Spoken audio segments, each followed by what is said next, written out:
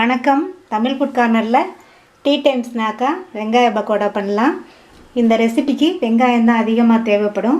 வெங்காயம் அதிகமாகவும் கடலை மாவு அரிசி மாவு கம்மியாகவும் சேர்த்து பண்ணக்கூடியது. இது ரொம்ப நல்லாயிருக்கும். அதே சமயம் ரொம்ப வேகமாகவும் பண்ணிடலாம். இப்போ இந்த பக்கோடாவை ரெடி பண்ணலாம். 3 பெரிய வெங்காயத்தை நல்லா பொடியாக ஸ்லைஸ் பண்ணி வச்சுருக்கேன். இந்த மாதிரி பொடியாக ஸ்லைஸ் பண்ணிக்கணும். எந்த அளவுக்கு நம்ம பொடியாக ஸ்லைஸ் பண்ணுறோமோ அந்த அளவுக்கு பக்கோடா வந்து நல்ல கிறிஸ்பாக மொறுமொறுன்னு இருக்கும். இப்போது இதை நல்லா உதுத்து விட்டுறலாம்.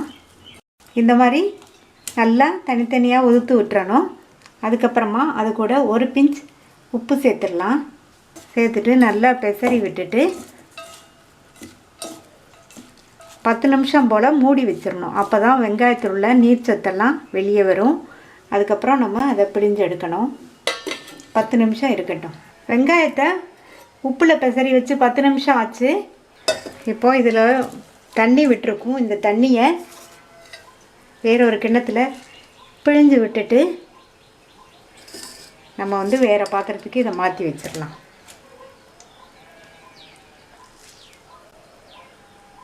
உப்பில் பெசரி வச்சதுனால எவ்வளோ தண்ணி வருதுன்னு பாருங்கள்.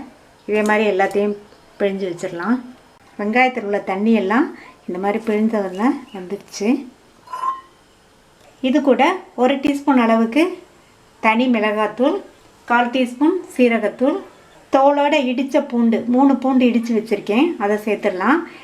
பூண்டு வாசனை பிடிக்கலைன்னா நீங்கள் வந்து பெருங்காய பவுடர் சேர்த்துக்கோங்க. இதுக்கு தேவையான அளவு உப்பு ஒரு 1/2 டீஸ்பூன் சேர்த்துருக்கேன். இதை நல்லா மிக்ஸ் பண்ணி விட்டுடலாம். இந்த பக்கோடாவுக்கு நம்ம தண்ணியே சேர்க்க வேண்டாம். 1/2 கப் கடலை மாவு எடுத்திருக்கேன். இந்த பெசரி வச்ச வெங்காயத்தில் கொஞ்சம் கொஞ்சமாக அப்படி தூவிக்கணும். பெசரிட்டு தேவைப்படுற அளவு அதுக்கப்புறம் தூவிக்கலாம். வெங்காயத்தில் நீர்ச்சத்து இருக்கிறதுனால இதுக்கு வந்து நம்ம தண்ணியே சேர்க்க வேண்டியதில்லை. மீதி உள்ள மாவையும் சேர்த்துடலாம்.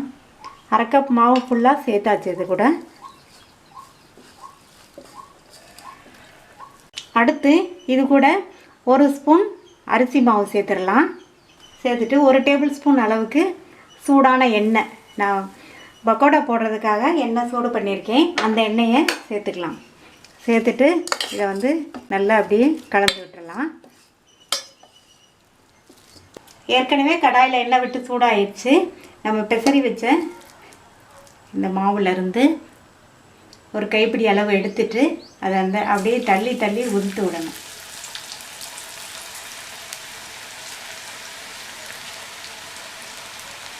அதை சேர்த்ததுக்கப்புறம் ஸ்டவ்வை வந்து மீடியம் ஃப்ளேமில் வச்சுக்கோங்க. அந்த சைடு வெந்ததுக்கப்புறம் கொஞ்சம் நேரம் கழித்து இதை பிரட்டி போடணும். இப்போது லைட்டாக இப்படியே பிரட்டி விட்டுறலாம்.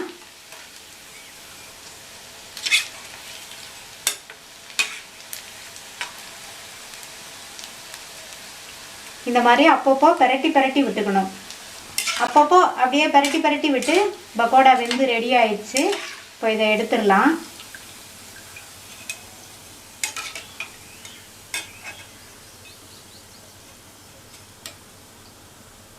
சுவையான தூள் பக்கோடா ரெடி ஆயிடுச்சு. மீதி உள்ள மாவையும் இதே மாதிரி போட்டு எடுத்துடலாம்.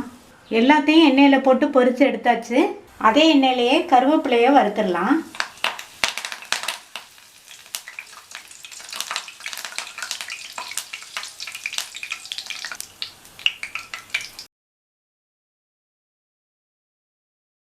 நீங்களும் ட்ரை பண்ணி பார்த்துட்டு லைக், ஷேர் அண்ட் கமெண்ட் பண்ணுங்கள். தமிழ் ஃபுட் கார்னர் சேனலுக்கு சப்ஸ்கிரைப் பண்ணுங்கள். தேங்க்யூ.